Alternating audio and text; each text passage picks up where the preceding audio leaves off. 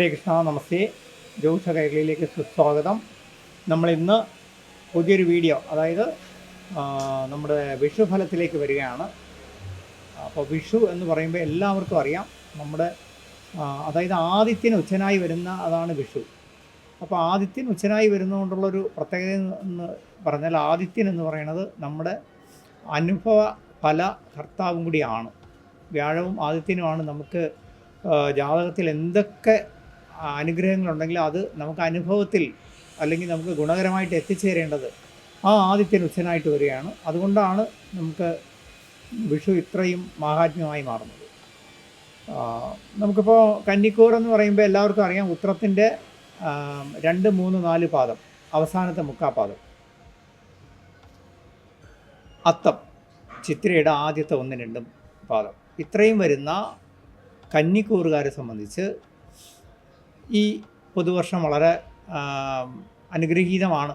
കാരണം നമുക്ക് നിലവിലുള്ളൊരവസ്ഥയിൽ കണ്ടകശനിയൊക്കെ ഉണ്ടെങ്കിലും ആ കണ്ടകശനി ചില കാര്യങ്ങളിൽ മാത്രമേ ബാധിക്കുകയുള്ളൂ. കണ്ടകശനി എന്ന് പറയുമ്പം എല്ലാ കാര്യങ്ങളും നമ്മളെ ബാധിക്കില്ല. അതായത് കണ്ടകശനി എപ്പോഴും നമുക്ക് ബാധിക്കുന്നത്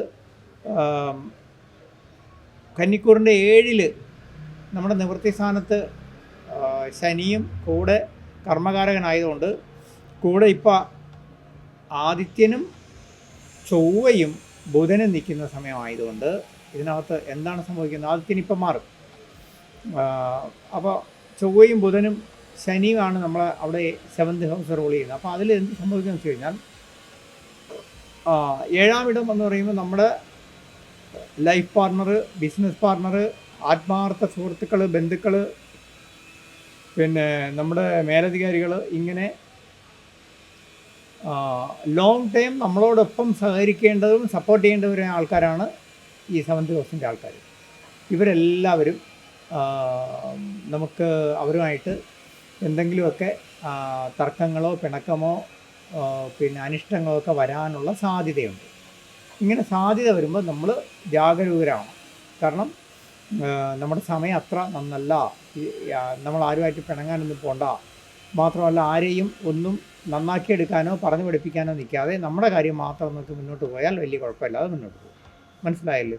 ഇനി നമ്മുടെ ജോലിയുടെ ഉത്തരവാദിത്വങ്ങളിൽ നമ്മൾ അലംഭാവം കാണിക്കാൻ പാടില്ല. അത് നമുക്ക് തിരിച്ചടിയായി മാറും. അതുപോലെ തന്നെ നമ്മുടെ കർമ്മ മേഖലയിൽ നമ്മൾ യാതൊരു രീതിയിലുള്ള മാൽ പ്രാക്ടീസിനും പോകരുത്. പോയാൽ അതിൻ്റെ തിരിച്ചടി വരാവുന്നൊരു സമയമാണ്. നമ്മൾ പറയില്ലേ, അനധികൃതമായ സ്വത്ത് സമ്പാദനം, അതുപോലെ തന്നെ കൈക്കൂലി വാങ്ങിക്കൽ, അല്ലെങ്കിൽ അനാവശ്യമായ ധന ഇടപാടുകൾ, ഇതിലൊന്നും നമ്മൾ പോകരുത്. പോയാൽ സസ്പെൻഷനോ ബുദ്ധിമുട്ടുകളോ വരാവുന്ന സമയമാണ്. അപ്പോൾ എന്ത് ചെയ്യണം? ഈ സമയം നമ്മൾ കുറച്ച് ജാഗരൂകമായിട്ട് തന്നെ മുന്നോട്ട് പോകണം. മറ്റൊന്ന്, ധനപരമായിട്ട് പല വഴികളിലൂടെ ഗുണം വരുന്നൊരു കാലമാണ്. കാരണം നമുക്ക് കഴിഞ്ഞ ഒരു വർഷമായിട്ട് വ്യാഴം നമ്മളെ വളരെ സപ്പോർട്ട് ചെയ്ത് നമ്മുടെ കർമ്മസ്ഥാനത്തുണ്ടായിരുന്നത് കൊണ്ട് കടങ്ങളൊക്കെ നീങ്ങി ഒരുവിധം നമ്മളൊന്ന് പച്ച പിടിച്ച് തുടങ്ങിയ സമയമാണ്. ധനപരമായിട്ടും പല കാര്യങ്ങളിൽ നമ്മൾ ഇടപെട്ട് അതെല്ലാം നന്നായി വരും എന്നുള്ളൊരു പ്രതീക്ഷയിൽ നിൽക്കുകയാണ്. പക്ഷേ ഈ ജൂൺ തൊട്ട് വ്യാഴം നമുക്ക് ലാഭസ്ഥാനത്തേക്ക് വരുന്നതുകൊണ്ട് ധനപരമായിട്ട് ഗുണം വരും. ഒപ്പം തന്നെ സന്താനങ്ങളെ കൊണ്ട് ഗുണം വരികയും അവർക്ക് പുതിയ പഠനങ്ങൾ, പുതിയ പരീക്ഷാ വിജയങ്ങൾ, ജോലി കിട്ടുക, ഇങ്ങനെയൊക്കെ വരാം.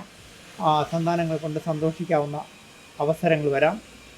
ഇതുപോലെ തന്നെയാണ് നമ്മുടെ വിദേശ യോഗങ്ങൾ, വിദേശ യാത്രകൾ, അല്ലെങ്കിൽ വിദേശ പഠനം, ഇതിനൊക്കെ സമയം അനുകൂലമാണ്. നമ്മുടെ വിവാഹം അല്ലെങ്കിൽ ആത്മാർത്ഥമായിട്ടുള്ള സൗഹൃദങ്ങൾ, പ്രണയം, ഇഷ്ടം, ഇങ്ങനെയുള്ള കാര്യങ്ങളിലൊക്കെ ചെറിയ തടസ്സങ്ങളോ അകൽച്ചകളോ ഒക്കെ വരാൻ സാധ്യതയുണ്ട്. പക്ഷേ അത് നമ്മൾ ഇപ്പോൾ അത്ര കാര്യമായിട്ട് എടുക്കേണ്ട. കുറച്ച് കഴിഞ്ഞത് അനുകൂലമായിട്ട് തിരിച്ചു വന്നോളൂ. അതുവരെയും നമ്മൾ എന്ത് ചെയ്യണം? വലിയ കടുംപിടുത്തത്തിന് പോകാതെ, വാശി കാണിക്കാതെ ഒരു മൈൽഡായിട്ട് കാര്യങ്ങൾ കൊണ്ടുപോകുക.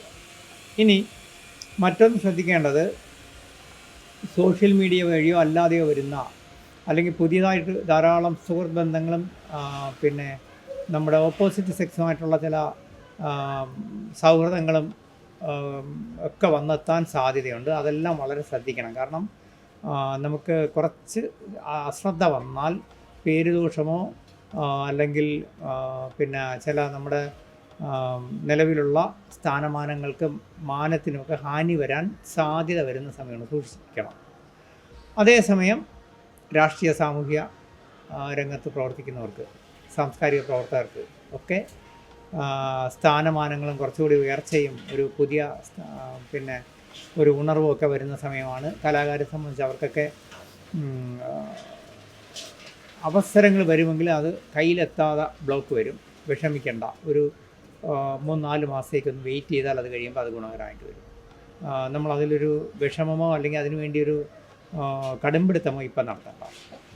കലാ പ്രവർത്തകരെയൊക്കെ സംബന്ധിച്ച് അവർക്കുള്ളൊരു പ്രശ്നം, കുറച്ച് നാളത്തേക്ക് കൂടെ നമ്മൾ ഇടപെടുന്ന കാര്യങ്ങളിലും മറ്റുള്ളവരുമായിട്ട് ഇടപഴകുമ്പോഴൊക്കെ കുറച്ചുകൂടി ഒരു സംയമനവും ഒരു നയവും പുലർത്തുന്നത് നല്ലതാണ്. കാരണം ഭാവിയിൽ ഗുണം വരേണ്ട അല്ലെങ്കിൽ വരുത്തേണ്ട ആൾക്കാർക്ക് നമ്മളുമായിട്ടൊരു ക്ലാഷ് വരാനുള്ളൊരു സമയമാണ്.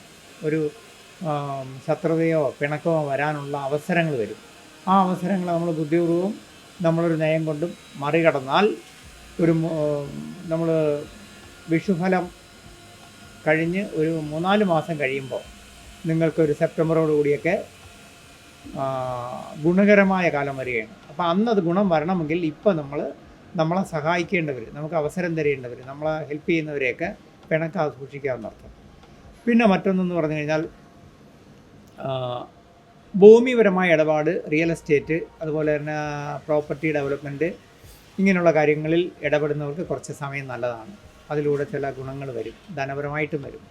അതുപോലെ തന്നെ ഭൂമി വാങ്ങാനോ വിൽക്കാനോ അല്ലെങ്കിൽ പിന്നെ ഭൂമിപരമായ ഇടപാടുകൾക്കൊക്കെ ഇറങ്ങിത്തിരിക്കുന്നവർക്ക് ഇപ്പോൾ സമയം അനുകൂലമാണ്. കുടുംബപരമായ സ്വത്തുക്കളോ അല്ലെങ്കിൽ ചില രേഖകളോ ഒക്കെ കൈവരാൻ സാധ്യതയുണ്ട്. അത്തരം കാര്യങ്ങളിൽ എന്തെങ്കിലും വഴക്കോ തർക്കമോ ഒക്കെ ഉണ്ടായിരുന്നെങ്കിൽ അത് രമ്യമായി പരിഹരിക്കാനുള്ള അവസരം വരെ അത് നമ്മൾ ഉപയോഗപ്പെടുത്തണം. കാരണം ഈ വർഷം കഴിഞ്ഞാൽ അതങ്ങനെ ചെയ്യാൻ പറ്റിയെന്ന് വരില്ല. ഇങ്ങനെ മൊത്തത്തിൽ ഗുണഫലം വളരെ കൂടിയും ചില ശ്രദ്ധിക്കേണ്ട ദോഷഫലങ്ങൾ, ചെറിയ കാര്യങ്ങളിൽ കുറച്ച് ശ്രദ്ധയും പുലർത്തിയാൽ ജീവിതം വിജയിപ്പിക്കാൻ പറ്റുന്ന നല്ല ഒരു കാലഘട്ടം, ജീവിതത്തിലൊരു മാറ്റത്തിൻ്റെ കാലഘട്ടമാണ് ഈ പുതുവർഷം കൊണ്ട് കന്നിക്കൂറുകാരെ സംബന്ധിച്ചുള്ളത്. അപ്പം ഈ ഒരു വർഷം നിങ്ങൾ പ്രയോജനപ്പെടുത്തണം. തീർച്ചയായിട്ടും നിങ്ങൾക്കെല്ലാം നല്ലതേ വരുള്ളൂ. ഈ വീഡിയോയുടെ താഴെ എൻ്റെ വാട്സപ്പ് നമ്പറുണ്ട്. ഞാൻ വാട്സപ്പിൽ മെസ്സേജ് ഇട്ടാൽ മതി, കോൾ അധികം ചെയ്യാറില്ല. നിങ്ങളുടെ സംശയങ്ങൾക്കും ചോദ്യങ്ങൾക്കും ഞാൻ വാട്സാപ്പിലൂടെ മറുപടി തന്നോളാം. ഇപ്പോൾ നിലവിൽ കന്നിക്കൂറുകാരെ സംബന്ധിച്ച് ജാഗ്രത പുലർത്തേണ്ട കാര്യങ്ങൾ ഞാൻ പറഞ്ഞു. അത് വളരെ ജാഗ്രത പുലർത്തി തന്നെ പോകണം. കാരണം നിങ്ങൾക്ക് ഈ ജൂൺ തൊട്ട് അങ്ങോട്ട് ഒരു വർഷം ധനപരമായിട്ടും ജീവിതത്തിലും സന്താനങ്ങളെ കൊണ്ടൊക്കെ ഗുണം വരുന്ന കാലമാണ്. ഇപ്പോൾ തൽക്കാലം ചില ചെറിയ തടസ്സങ്ങളൊക്കെ വരുന്നത് കാര്യമാക്കണ്ട, അതങ്ങ് മാറിക്കോളൂ. തീർച്ചയായിട്ടും എല്ലാവർക്കും നല്ലതേ ഒരു ലൈക്കും സബ്സ്ക്രിപ്ഷനും തന്ന് നമ്മുടെ ജ്യോതിഷ കൈരളി വളരെയധികം വളർച്ചയിലേക്ക് നയിക്കുന്ന ആത്മമിത്രങ്ങൾക്കെല്ലാം പ്രപഞ്ചശക്തിയുടെ പേരിൽ, ഭഗവാന്റെ പേരിൽ നന്ദിയും എല്ലാവർക്കും അനുഗ്രഹം ഉണ്ടാവട്ടെ എൻ്റെ പ്രാർത്ഥനയിലുണ്ട്. തീർച്ചയായിട്ടും എല്ലാവർക്കും നല്ലതൊരു ഹരേ കൃഷ്ണ നന്നായി.